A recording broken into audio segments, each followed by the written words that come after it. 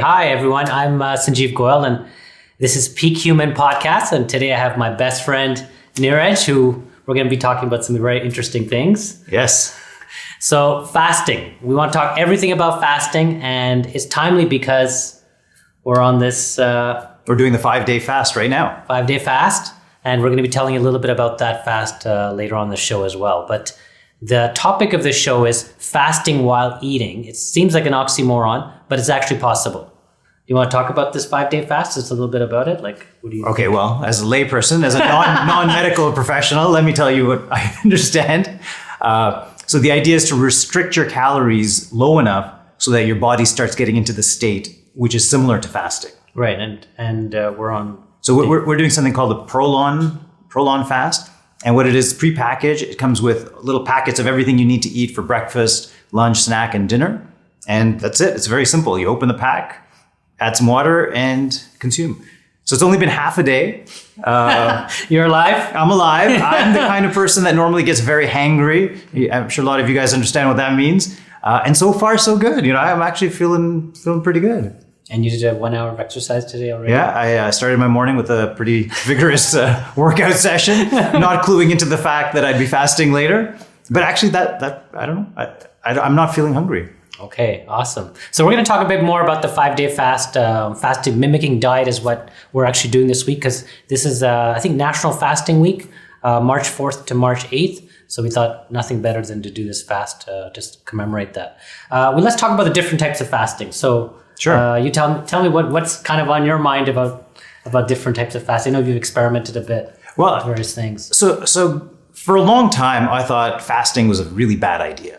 I thought, I'm made to eat and I love to eat. And why would I fast? Because anytime even if I skipped a meal, I would get a little upset or angry or something. Mm-hmm. But the more I've been reading about it and learning about fasting, it seems to have a lot of beneficial values. And I guess if you look at various religions and cultures, they've all built fasting into sort of daily life.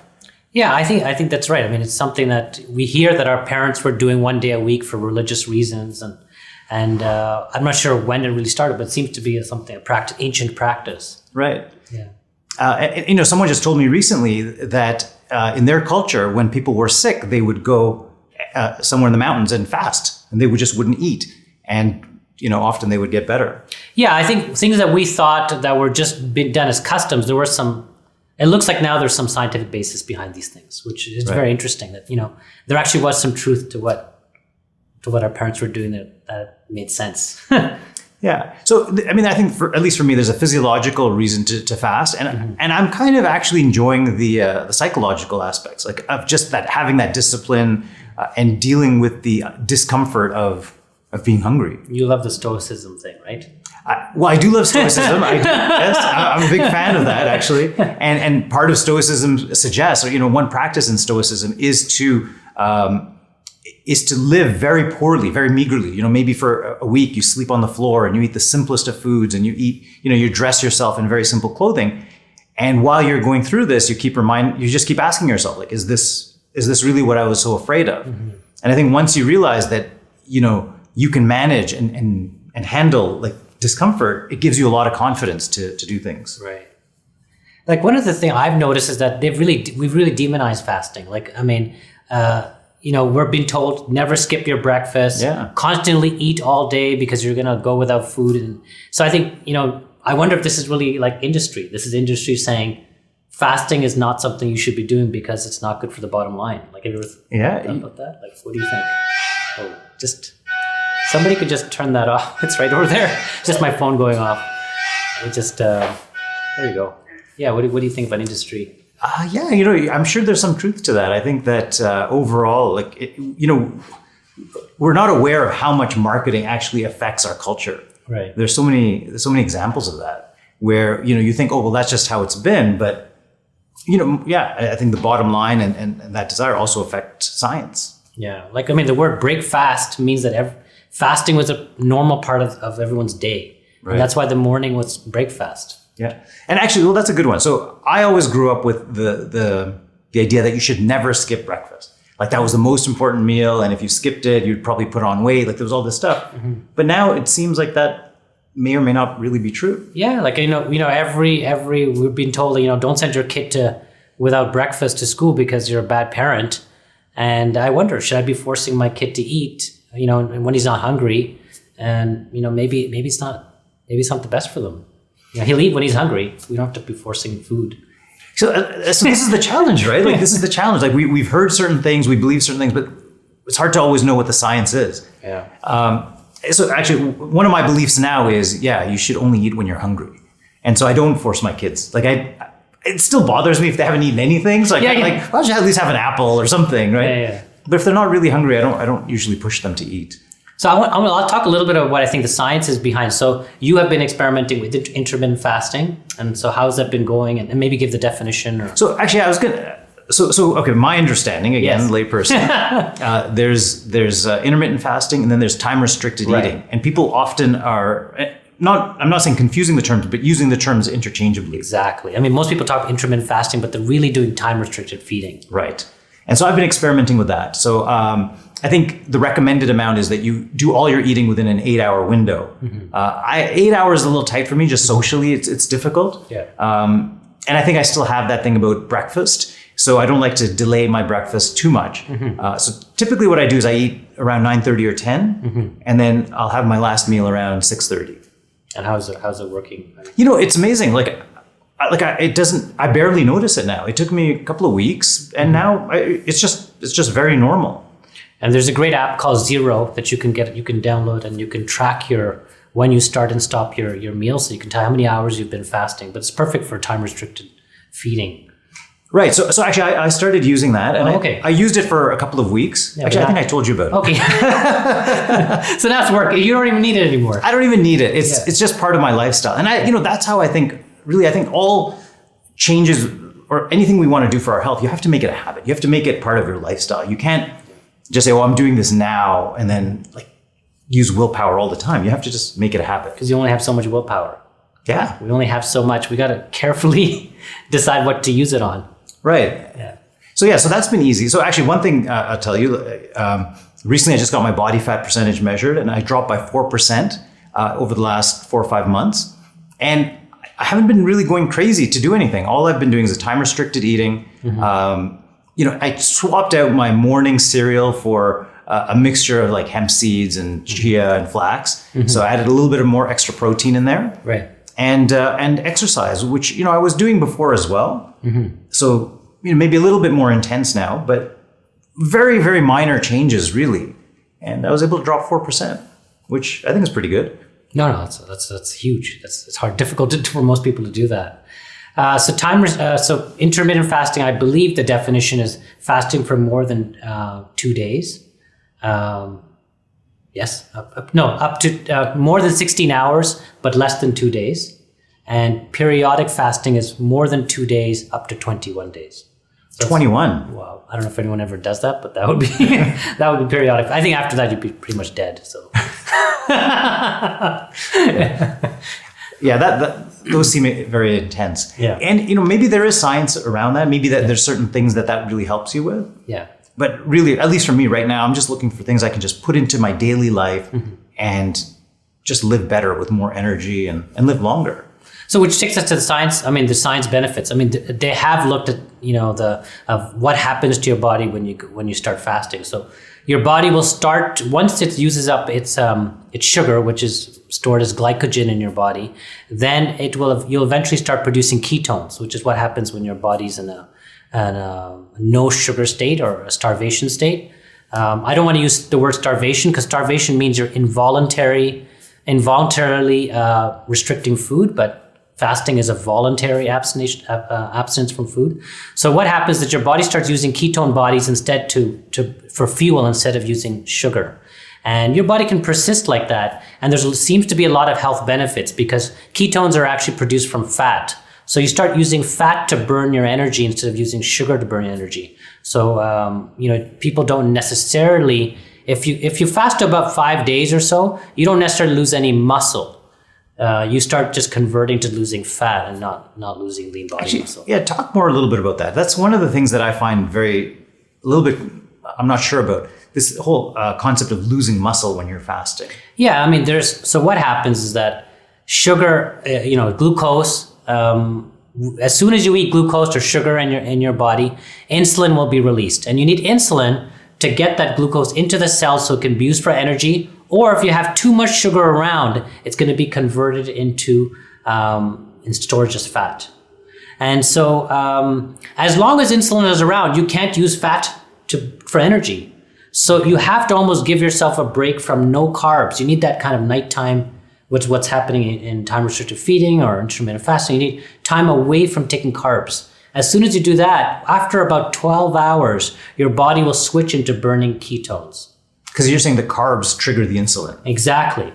And so if you don't have insulin around, your body has to go and use another food source.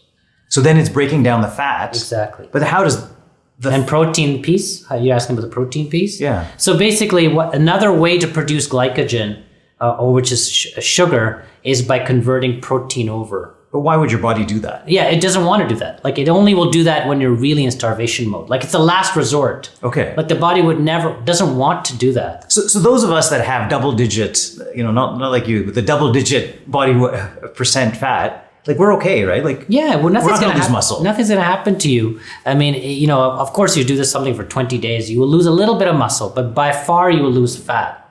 And it's very safe.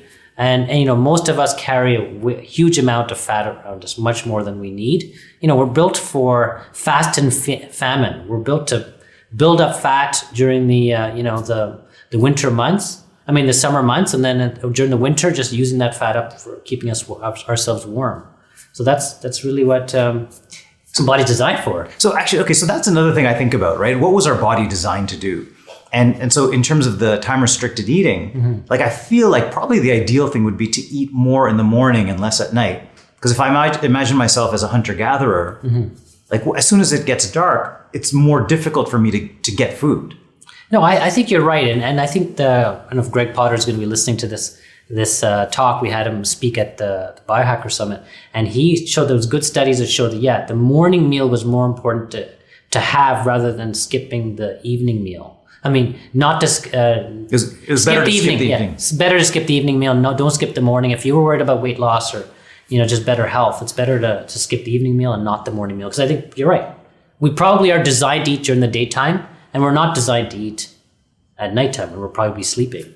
So it's interesting. So in my religion, Jainism, we're not supposed to eat after sunset. Like, and I don't know. I mean, my grandmother told me that it's because we don't want to eat insects that may fly, which I always thought was a little weird. We have to come up with an excuse to have a very a very good practice. Right. Well, it worked because I didn't want to eat the insects. But when I think about it, it makes sense. You want to eat during daylight hours because that's probably what our body was designed to do. And we have our own circadian rhythm of the body. So as soon as you take that first bite in the morning, your body just starts waking up. Like, the whole digestive tract starts to begin its own 24-hour cycle. So you can't constantly be eating because your body needs, at 8 o'clock or whatever, 6 o'clock, your body has to take that evening break and actually shut down. And if you don't do that, your gut is constantly awake. It has its own rhythm. So I think it's important that we need to respect that day-night rhythms as well as seasonal rhythms. I think we have those, and people need to understand that we're probably built for different foods for different time of the years and different fasting versus feast and all that. I think it's more complex than just this. You need to eat this every day. But it seems somehow that traditional societies understood a lot of this, right? They had those rhythms. And I think they're more in touch with what's going on. And I think when we're fasting, we sometimes get a little bit in touch with it. We start to understand and feel that. I mean, now some religions actually do the opposite, where they fast during the day and then they eat at night. Now, is that maybe it's more psychological toughness that they're building in that case? I think, I'm just throwing it out there. They're probably, they're hiding. Like, it's meant to, they're probably not supposed to eat at all. And by eating at nighttime, it was kind of like you're hiding, nobody's seeing it. Like, it was meant to okay, that's it was just a way that you're really not eating at all because it's at nighttime. It was kind of hidden. So probably that's what my thoughts are. You're saying just sort of changed a lot. Yeah, I think they've made it now, and okay, this is how you can get by. It's not because eating 30 days without eating would have been extremely difficult. Right. I think probably was done in the past. I haven't gone through Gandhi like fasted for like a month. I don't even know, like, how he did those things. He was eating at night. I thought he was pretty weak. When things without water fast, I mean, there's some dangers. I think this, again, fasting, it does kind of have some dangers. And so that brings us, to the fasting mimicking diet and why this is way safer. Because I think you're eating about 750 to 1,000 calories a day. It's just that you're not eating so many carbs, and they basically formulate in such a manner that you're not activating your insulin so much. Okay. Yeah. But actually, so I did have a question about that. So, this makes it very easy having these packs and very, very convenient. I don't have to think. And in some ways it's great, just to get a break from cooking and all that too. But why not just not eat? No, I think you would have the same benefits. Like, I think you might have the headache and you might feel weak and you might feel tired. Right. But here, this is kind of helping you because they're giving you the vitamins and minerals that, so you're still getting all that, but you're not getting with the food. So I think this just makes it easier. And there's same benefits. Apparently, on your blood work, you get the same benefits as if you're fasting.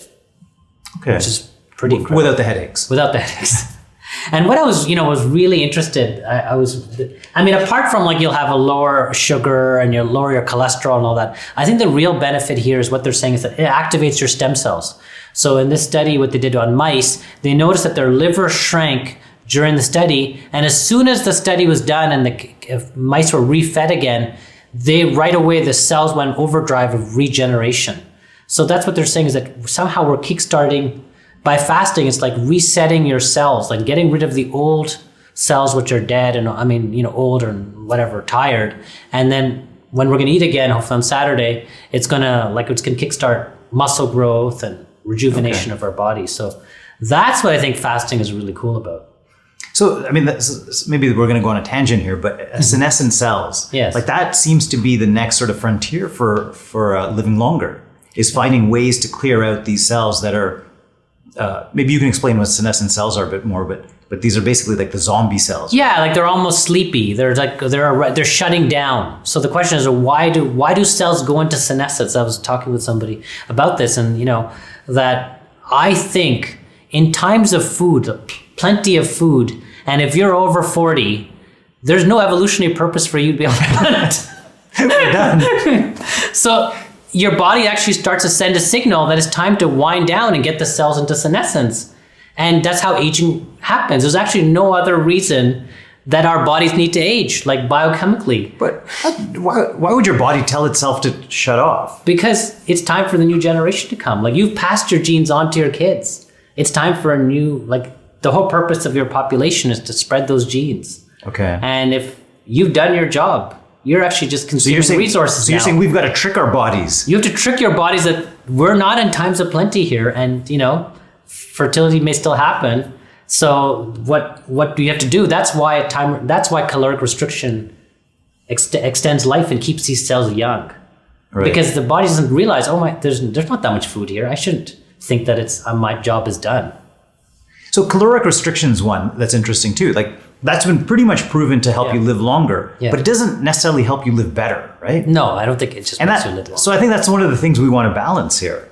What do you mean by living better? I don't know. Did they say that they're weaker or something? Yeah, that generally people that, and I don't know this for a fact, but some of the things I've read is that, if you're heavily restricting your calories on a long-term basis, you're a little more fatigued, you're well, it's 25%. Imagine going 25% or 25 to 50% less caloric intake. That's like having 1250 calories per day. It would be difficult. You would feel tired. Even today, working out is difficult.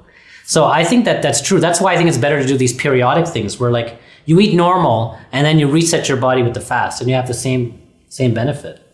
Yeah, I guess that's we need to optimize for what we want in life, right? Part of what I enjoy in life is eating, right? I love eating. I love trying different foods. And I think, being majorly restricted would not be fun. Yeah, so I wonder if maybe there's other ways that eventually we'll be able to trick the body that won't be so difficult. I think it's coming because, how is it that, certain types of insects or animals or whatever, as soon as they're mated, they just quickly die. They're healthy 1 minute, the next day they're dead. Wow. It's because the switch just goes off that they've completed their job. So I think we need to somehow figure out a way to trick ourselves to think that we still need to live.